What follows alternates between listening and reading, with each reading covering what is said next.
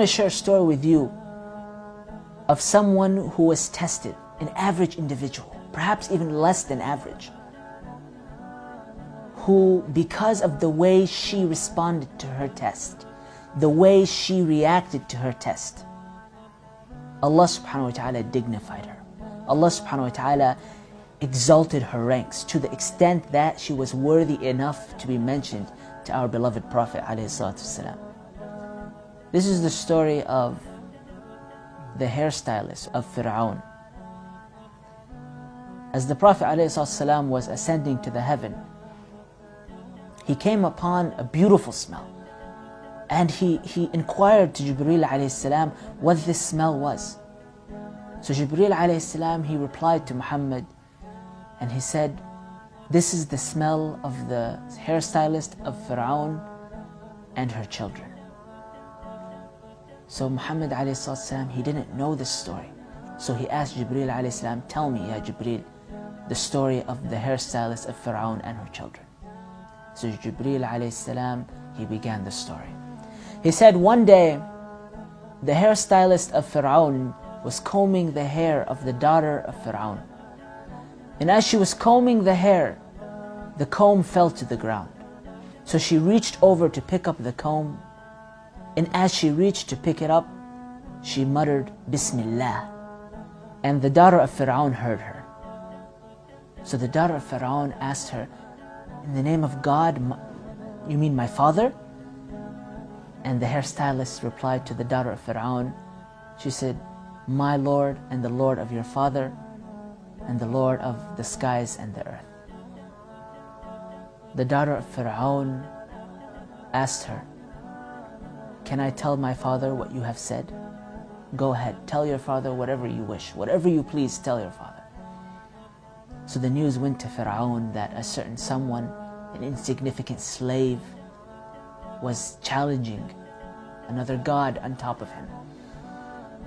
So he summoned this hairstylist in front of him and his advisors.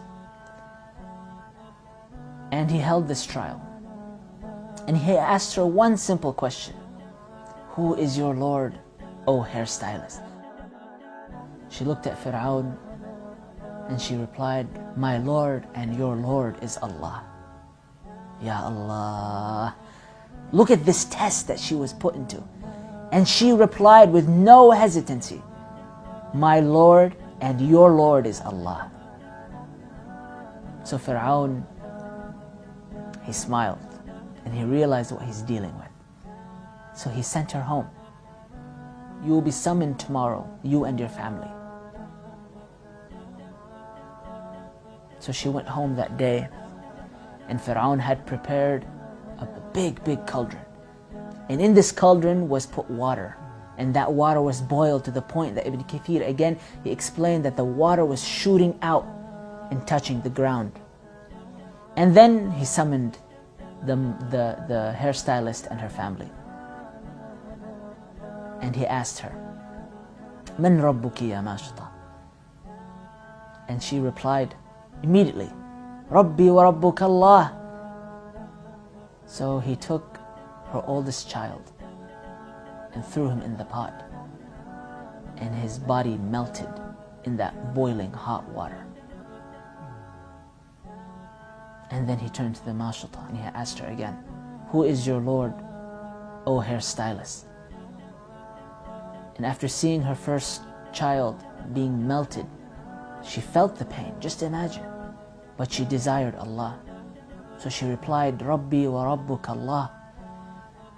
And Pharaoh, he took her second child and he threw him in the cauldron, in the pot. Then he asked one more time, Man Rabbuki ya mashta?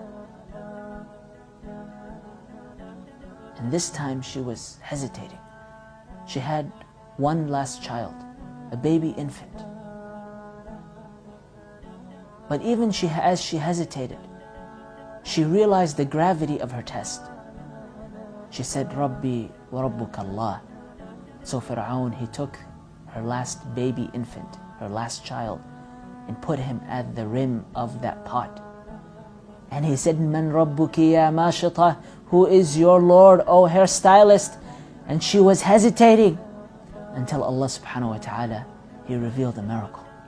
He made the baby speak. And the baby spoke to his mother and told her, "Come forth, my mother, and do not worry, do not despair, don't lose hope, because we are in Jannah." So she replied, "Rabbi wa Rabbuka Allah." And Pharaoh took the child and her mother and threw them in the pot, and they melted away.